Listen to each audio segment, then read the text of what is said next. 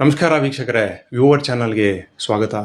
ಸುಮಾರು 400 ವರ್ಷ ಹಳೆಯದಾದ ಒಂದು ಸುಂದರವಾದ ಬೆಟ್ಟದ ಮೇಲಿರುವ ಕೋಟೆಯನ್ನು ತೋರಿಸ್ತೀನಿ ಬನ್ನಿ.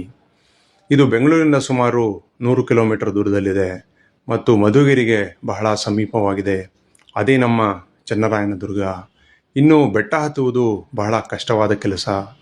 ಇನ್ನು ಕಷ್ಟಪಟ್ಟು ಹತ್ತಿದಲ್ಲಿ ಒಂದು ಸುಂದರವಾದ ಕಲ್ಯಾಣಿ ಮತ್ತು ಸುಂದರವಾದ ಮಂಟಪಗಳಿವೆ.